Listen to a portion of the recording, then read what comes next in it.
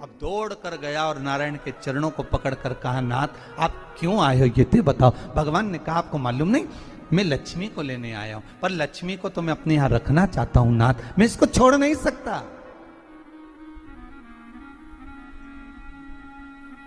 मैं लक्ष्मी जी को छोड़ नहीं सकता, मैं इनको लेकर जाऊं।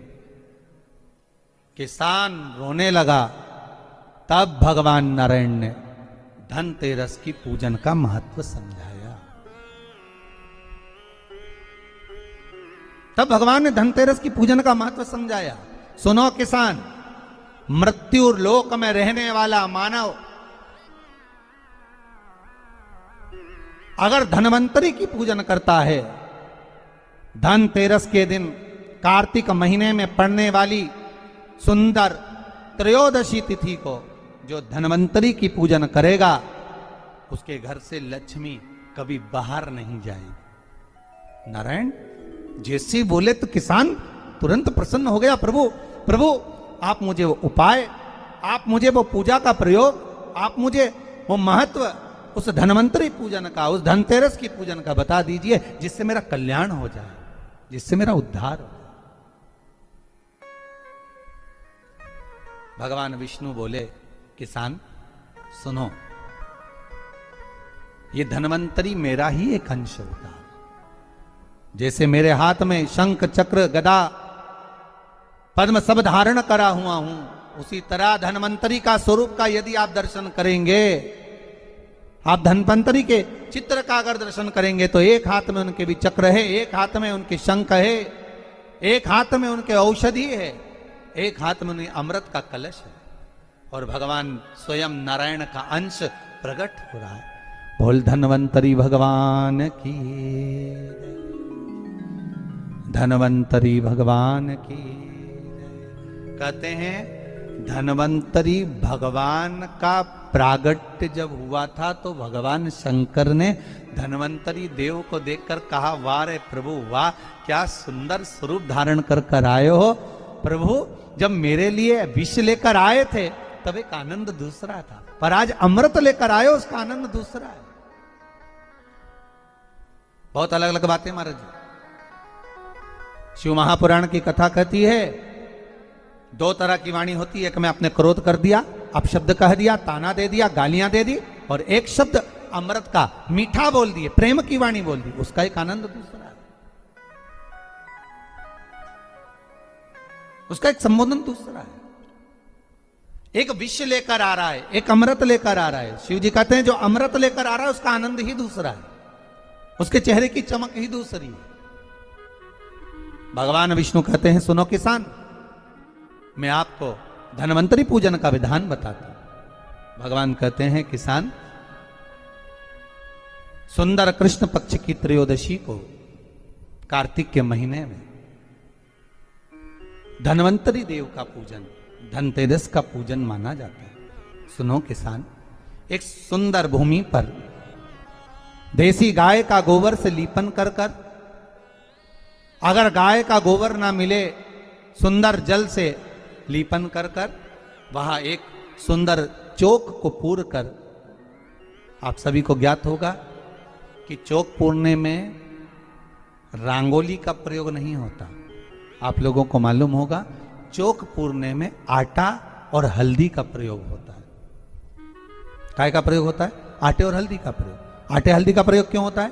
क्योंकि आटा समृद्धि को बढ़ाता है, लक्ष्मी वैभव को बढ़ाने वाली हल्दी होती है। इसलिए जब चौक पूरा जाता है भूमि पर, तो चौक पूरते समय आटा हल्दी का प्रयोग करते हैं। थोड़ा सा चावल का दाना या गेहूं का दाना रख दिया जाता है, उसके ऊपर एक सुंदर चौकी, एक चौरंग, एक पाटा रख दिया जाता है। भगवान विष्णु बता रहे हैं किसान को धनतेरस के पूजन का वर्णन, और जो भगवान विष्णु ने बताया है वही पूजन का वर्णन आप लोग श्रवण कर रहे हैं।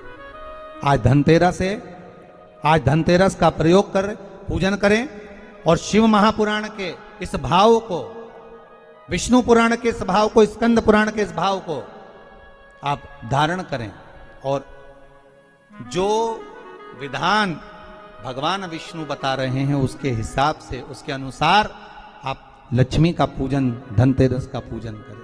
चौकी लगाएं, चौरंग लगाएं, पाटा लगाएं, उस पाटे पर एक सुंदर लाल वस्त्र धारण करा दें, लाल वस्त्र बिछा दें। एक थाली लें, उस थाली पर कंकु से, रौली से, कुंकू से गिला कर स्वस्तिक का निर्माण कर दें। स्वस्तिक का निर्माण कर घर में अगर चांदी का सिक्का हो, अगर चांदी का सिक्का नहीं हो, चांदी का कॉइन नहीं हो, तो अपने घर का 1 का सिक्का, 2 का सिक्का, 5 का सिक्का, 10 का सिक्का, जो भी आपके घर में हो वो कॉइन ले लें महाराज, उसको थाली के अंदर रख दें स्वस्तिक के ऊपर। फिर उसका स्मरण करें, आटे के 7 दिए बनाएं, एक थाली में, एक प्लेट में रख लें, घी के दिए बनाएं और उसमें सुंदर बाती को लगा दें। ध्यान दीजिएगा, इसमें जो बाती लगेगी वो लंबी बाती लगेगी। लक्ष्मी जी की पूजन में जितनी भी बाती लगे वो लंबी लगे। महाराज घी के दिए लगा दें 7, सातों दिए को प्रज्वलित कर लें, प्रकट कर लें। एक दिया तेल का लगा लें। तेल का जो दिया लगाया है, जहां पर आपने सिक्का रखा है, कॉइन रखा है, उसका लेफ्ट हैंड, मतलब आप ऐसे बैठे हो तो आपका सीधा हाथ की ओर आप तेल का दिया लग दें। और जो 7 दिए आपने लगाए हैं वो लक्ष्मी जी के राइट हैंड, मतलब आपका लेफ्ट हैंड हो गया, लक्ष्मी जी का राइट हैंड, आपका लेफ्ट हैंड हो गया, आपका उल्टा हाथ। वहां पर 7 दिए जो आपने प्रज्वलित करे हैं वो प्लेट में रख दें। सुंदर थाली जो आपने पूजन के तैयार करी है, उसमें कुंकू, रोली, हल्दी, अबीर, गुलाल, चंदन, मौली, लाल धागा, मौली, अमरबेल के टुकड़े, कमलगट्टे, हल्दी की गांठ, सुंदर भाव में उसको रखें। जल का पात्र सुंदर आनंद से, जो क्वाइन चांदी का और देसी क्वाइन आपने जो रखा है उसका जल से पूजन करें। लक्ष्मी पूजन का समय अलग अलग होता है, पर धनतेरस की पूजन का जो समय है वो प्रदोष काल से प्रारंभ हो जाता है। कब से प्रारंभ हो जाता है? प्रदोष, क्योंकि शिव के द्वारा निर्मित है लक्ष्मी पूजन का भाव। महाराज क्वाइन का पूजन करें, कंकु आदि से पूजन करने के बाद दोनों को उठा लें। दोनों क्वाइन, जो चांदी का सिक्का है और जो देसी क्वाइन है, उसको उठाकर उस पर जो कलेवा है, मौली है, नाड़ा है, लच्छा है, उसको लपेटना प्रारंभ कर दें और उसको लपेटें। पहले चांदी का सिक्का लपेट दे, फिर देसी सिक्का जो आपने रखा है 1, 2, 5, 10 का जो सिक्का रखा है उसको लपेट थाली में उसको रख लें। फिर वापस उस पर जल का छींटा देकर उसका पूजन करें। महाराज हल्दी, रौली, मौली, चंदन आदि लगाकर सुंदर भाव से चावल को हल्दी में भिगो लें और पीले चावल कर उल्टे हाथ में चावल लेकर माता लक्ष्मी के ऊपर जो 2 सिक्के रखे हैं उनका पूजन करें। साथ में जब चावल छोड़ते जाएं तो गणेश जी का भी स्मरण करते जाएं। हे रिद्धि सिद्धि के दाता श्री गणेश जी महाराज, आप हमारे यहाँ पर सदा माता लक्ष्मी को लेकर, कुबेर भंडारी को लेकर सदा विराजमान रहें, नारायण को लेकर सदा विराजमान रहें। चावल छोड़ते जाएं और बाबा से विनती करते जाएं, माता लक्ष्मी से निवेदन करते जाएं। भगवान शिव का स्मरण करें, भगवान नारायण का स्मरण करें, माता लक्ष्मी का स्मरण करें, रिद्धि सिद्धि के दाता भगवान श्री गणेश जी महाराज का स्मरण करें। छोड़ते जाएं। जब चावल पूर्ण छोड़ देवें, पूजन पूरी तरह से हो जाए, तब महाराज 7 सुंदर आनंद से अमरबेल के टुकड़े, अमरबेल वृक्ष पर एक पीले कलर की बेल चलती है, पीली, उसमें पत्ते नहीं होते, वो किसी भी वृक्ष पर डली रहती, वो अमरबेल कहलाती। ये अमरबेल लक्ष्मी पूजन में, समृद्धि के लिए, मकान के मुहूर्त के समय पर, गृह प्रवेश के समय पर बहुत कार्य आते हैं। महाराज ये अमरबेल को पानी की जरूरत भी नहीं पड़ती, आप रूप किसी वृक्ष पर डाल दी जाए वो अपने आप फलती चली जाती है। उसी तरह हमारे यहां भी हम भगवान से यही प्रार्थना करते हैं, जैसे अमरबेल बिना पानी पड़े भी किसी भी वृक्ष पर डाल दी जाए पनपती जाती है, बढ़ती चली जाती है, ऐसे हमारे घर में बेबहू लक्ष्मी बढ़ती जाए। अमरबेल के 7 टुकड़े कमल गट्टे 7, हल्दी की गठान 7 माता लक्ष्मी को समर्पित कर दें। दोनों हाथों में हल्दी पिसी हुई लीजिए और माता लक्ष्मी के ऊपर उसे चढ़ाना प्रारंभ कर दीजिए। 7 बार पिसी हुई हल्दी वो सिक्कों पर चढ़ा दें, अपनी मनोकामना कर कर अपने घर में माता लक्ष्मी को विराजमान करने के। जब हल्दी पूर्ण चढ़ जाए, हाथ में कुंकू ले लीजिए, रोली ले लीजिए, उस रोली कुंकू को भी माता लक्ष्मी को समर्पित करिए। तब इसके पश्चात सुंदर जो भी घर में मिष्ठान हो, मीठा हो, नहीं हो, शक्कर हो, गुड़ हो, मिश्री हो, जो भी आपके पास में हो, खड़ी शक्कर हो, वो भगवान को माता लक्ष्मी को भोग रख दीजिए। अगर कुछ मीठा बना हो तो मीठा रख दीजिए। महाराज घर में संपूर्ण पूजन कर कर आपके घर में जो देवालय में भगवान बैठे हैं उनका भी पूजन करिए। पूजन करने के पश्चात आप माता लक्ष्मी से निवेदन करिए, हे माँ आप हमारे यहाँ सदा विराजमान हो। महाराज ये जो पूजन है भगवान विष्णु जो बता रहे हैं किसान को, ये 5 दिन की पूजन है पूरी। आज कौन से दिन का पूजन बता रहे हैं? पहले दिन का। आज धनतेरस से रूप चौदस, अमावस्या, एकम और दूज, ये 5 दिन तक दीपावली का पर्व मनाया जाता है, दीप महोत्सव मनाया जाता है।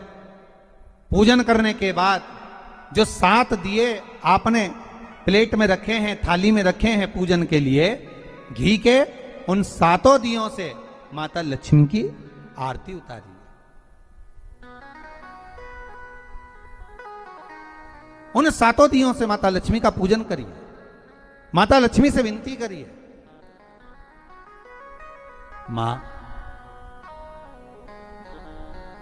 हम आपके पुत्र हैं, मां आप हमारे घर का रास्ता भूल गई हो, मां बहुत कष्ट है, बहुत दुखी है मां। पर भगवान शिव पर विश्वास कर कर, कुबेर भंडारी पर, कुबेरेश्वर महादेव पर विश्वास कर कर, भगवान नारायण के सुंदर प्रसंगों पर विश्वास कर कर, मां भगवान शंकर का अनुमोदन कर कर, हे मां आप हमारे घर में विराजमान हो, मां आप हमारे मार्ग को, हमारे घर को, हमारे घर के रास्ते को, हमारे घर के द्वार को आप भूल गई हो मां। हे बेबहू लक्ष्मी, हे धन लक्ष्मी, हे संतान लक्ष्मी, हे मां लक्ष्मी, हे धान्य लक्ष्मी, आप हमारे घर में विराजमान हो। 7 दीप जो प्रज्वलित करे हैं उससे माता की आरती उतारिए। फिर माता को झोली पसार कर प्रणाम कर कर भूमि पर नमन करो। जब झोली पसार कर प्रणाम करें, झोली को अपनी ओर गिरा लें और माता को नमन कर कर जो 7 दिए आपने लगाए हैं उन 7 दिए को अलग अलग स्थान पर ले जाकर, जैसे घर के हॉल में, एक रसोई घर में, एक जहां पर आप लक्ष्मी रखते हो उस स्थान पर, एक घर के द्वार के पास में, एक तुलसी के क्यारे के पास में, ऐसे अलग अलग 7 स्थान पर उन दीप को रख दिया जाए। महाराज एक भगवान का जहां पूजन हुआ है, लक्ष्मी की जहां आराधना करी, एक दीप वहां पर भी रखा जाए। जो तेल का दिया लग रहा है उसके पास में, फिर कहेंगे तेल का दिया माता लक्ष्मी के उल्टे हाथ पर और घी का दिया माता लक्ष्मी के सीधे हाथ पर।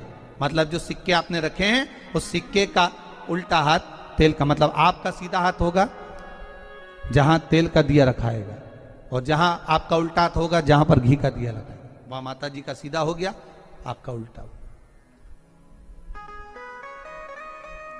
माता का स्मरण, माता लक्ष्मी से निवेदन करिए, हे मां कृपा सागर, करुणा सागर मां, आप भगवान विष्णु के साथ विराजमान हुए, आप भगवान नारायण के साथ में हमारे यहां सदा विराजमान हो मां, ऐसी कृपा कर दीजिए। महाराज मां से विनती कर कर बड़ा उत्साह, बड़ा उमंग, बड़ा आनंद रखना, ये भाव रखना घर में।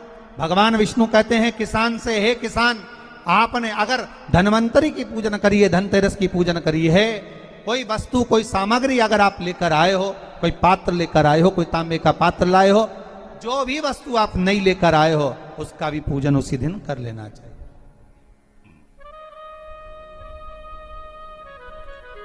उसका भी पूजन करना चाहिए। बड़ा भाव रखकर भगवान विष्णु ने किसान को बताया। बड़ा भाव। किसान सुनकर बड़ा प्रसन्न हुआ। नारायण प्रभु, क्या मां फिर मेरे घर में रहेगी? भगवान कहते हैं, सुनो किसान, ये लक्ष्मी, अगर आप धनवंतरी का पूजन करते हो, धनतेरस का पूजन सुंदर कार्तिक के महीने की कृष्ण पक्ष की त्रयोदशी को अगर आप कर रहे हो, तो ये लक्ष्मी भले मेरे साथ बैकुंठ में जाकर रहे,